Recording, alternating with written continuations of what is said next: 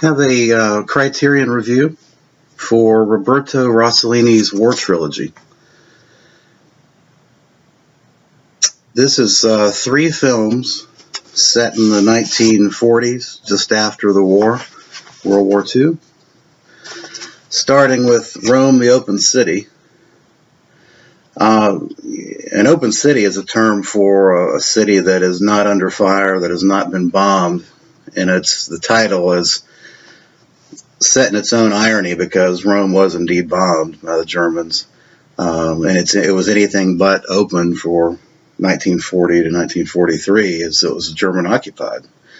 And the film deals with the story of living in an occupied city and trying to obtain liberty.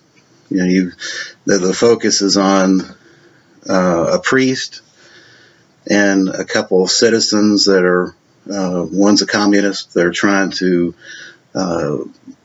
liberate themselves personally and their city and their people from German occupation. And it's a gripping movie.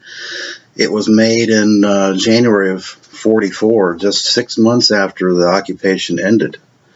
And it's a landmark film. A lot of people call it neorealism.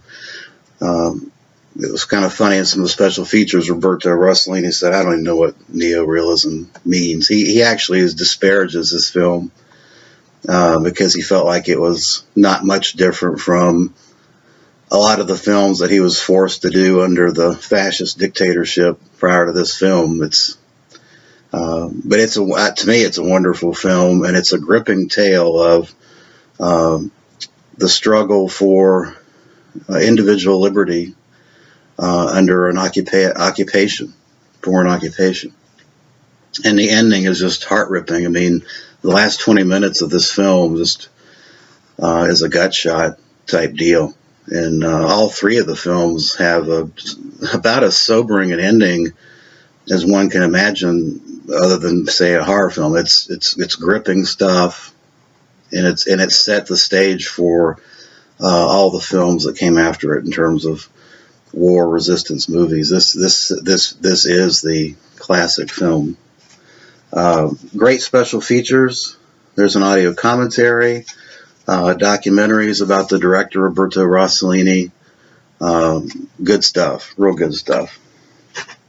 The second film in the trilogy is Paisan, which apparently means brotherhood. And this is a film done. The first one was focused on Rome, just after the war, and life in Rome. This one is focused on the liberation of all of Italy and a new occupation, which is the U.S. occupation, and how two different cultures struggle to communicate and struggle to adapt and accept each other in brotherhood. The U.S. is there to liberate these folks, but there's still tension and struggle as people have to learn to understand each other and communicate and basically live with each other as post-World War II.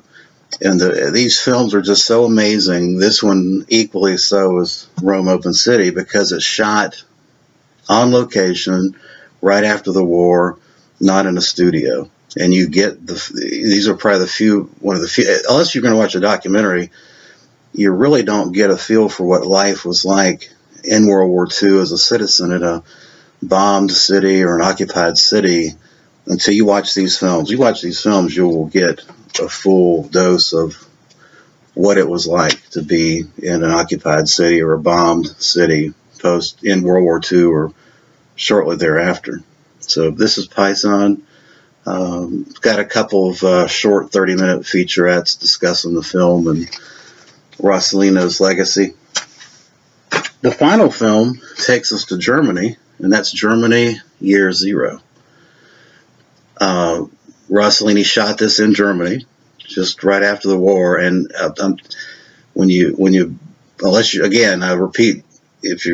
to watch a documentary to get a feel for what it was like, watch these films. This was not shot in a studio. It was shot on location and you get to see the unadulterated look at living in a bombed out city. And the Germans obviously suffered their dose towards the end. And this city, I mean, it's a beautiful, stark, beautiful in a depressive way. I mean, it's a stark look at a city that's just been decimated, and life within that city.